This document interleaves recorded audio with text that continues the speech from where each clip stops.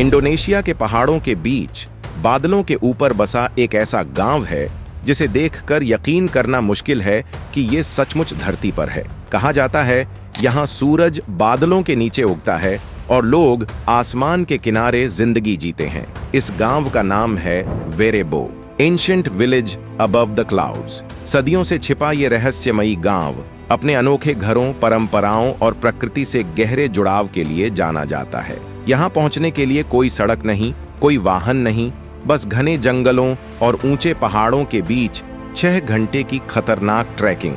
लेकिन जो एक बार यहाँ पहुँच गया उसके लिए यह जगह किसी दूसरी दुनिया से कम नहीं। क्या है इस गांव की सबसे बड़ी रहस्य? कैसे लोग यहाँ रहते हैं बिना बिजली, इंटरनेट या आधुनिक दुनिया के संपर्क के?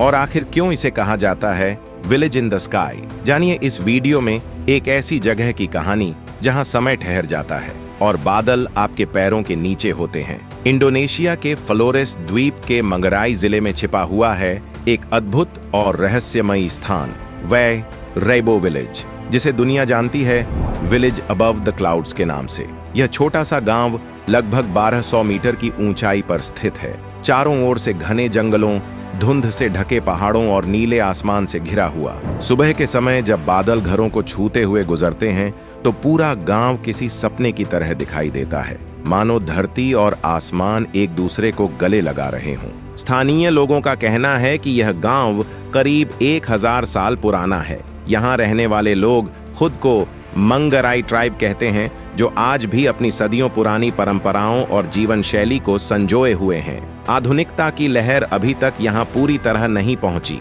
शायद यही वजह है कि यह गांव अपनी असली पहचान और प्राकृतिक सुंदरता को अब तक बरकरार रखे हुए है।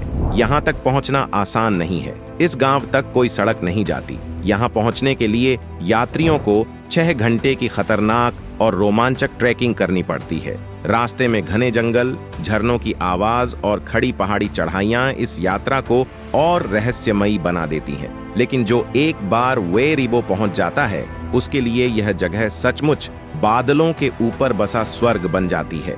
वेरेबो गांव की सबसे बड़ी पहचान उसके अनोखे घर हैं, जिन्हें स्थानीय लोग एम्बरू न्यंग कहते हैं। ये घर सचमुच आसमान को छूते हुए नजर आते हैं। इनका आकार शंकु कोन जैसा होता है और ये पूरी तरह घास फूस, बांस और लकड़ी से बने होते हैं। लगभग 15 मीटर ऊंचे ये 5 मंजिला घर देखने में किसी प्राचीन वास्तुकला के चमत्कार से कम नहीं लगते। हर मंजिल का एक अलग उद्देश्य होता है। सबसे नीचे का हिस्सा पशुओं को रखने के लिए, बीच की मंजिलों में परिवार का निवास और सबसे ऊपर की मंजिलों में अनाज, कपड़े और पवित्र वस्तुएं सुरक्षित रखी जाती हैं। इन घरों के निर्माण का तरीका भी बेहद रहस्यमयी और परंपरागत है।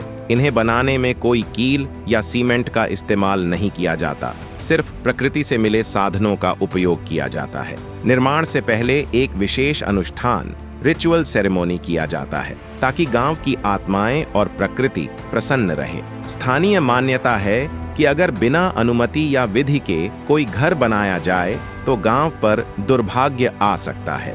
पूरे गांव में ऐसे केवल 7 एम्बरू न्यंग घर हैं और यह संख्या कभी नहीं बदलती। कहा जाता है कि ये 7 घर गांव के 7 पूर्वजों की आत्माओं का प्रतीक है। अगर कभी 8वां घर बनाया गया तो गांव पर आपदा आ सकती है। यह विश्वास आज भी उतना ही मजबूत है। आधुनिकता से दूर इस गांव में बिजली या इंटरनेट जैसी सुविधाएं नहीं है, लेकिन यहाँ की रातें जादुई होती हैं।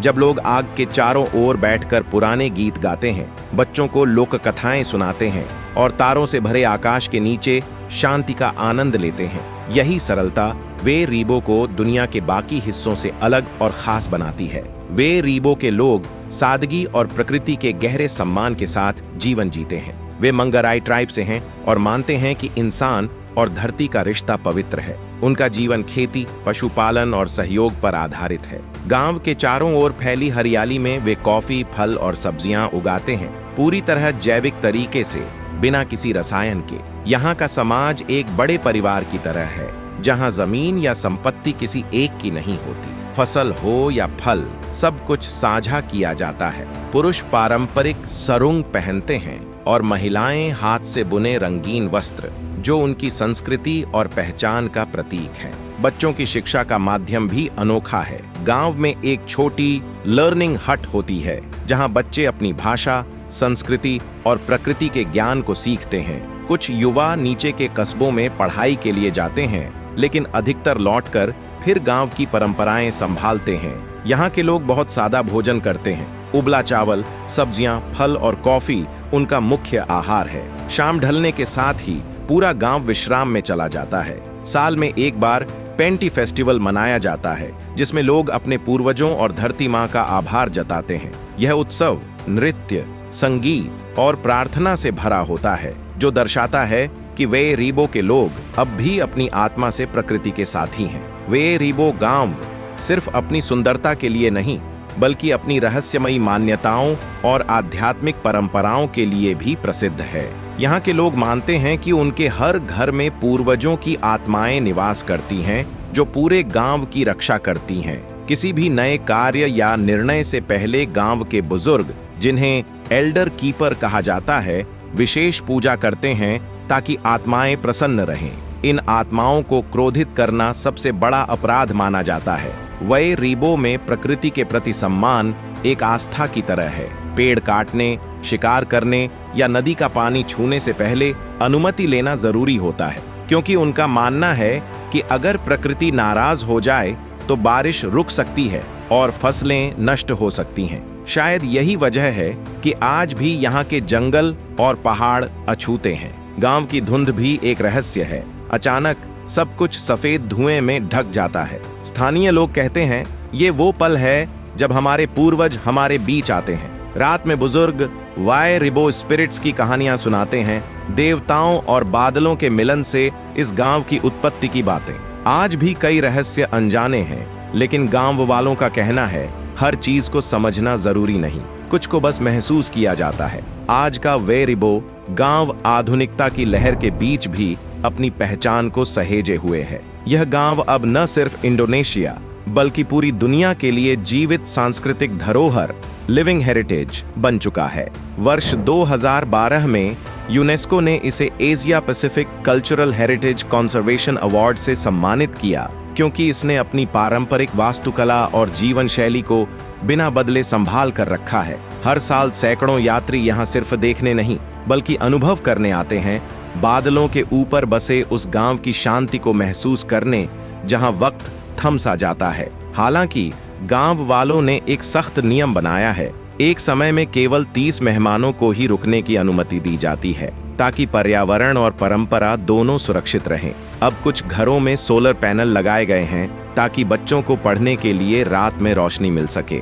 युवाओं को अंग्रेजी और आधुनिक शिक्षा दी जा रही है, पर फिर भी गांव के लोग कहते हैं हम आधुनिक हो सकते हैं, लेकिन अपनी जड़ें नहीं भूल सकते। यही संतुलन वाई रीबो को दुनिया के बाकी गांवों से अलग और प्रेरणादायक बनाता है। अगर आपको यह वीडियो पसंद आई हो तो वीडियो को लाइक करें, शेयर करें और हमारे चैनल को सब्सक्राइब करना ना भूलें, ताकि आप ऐसी ही और अद्भुत जगहों की कहानियां देख सकें। जय हिंद।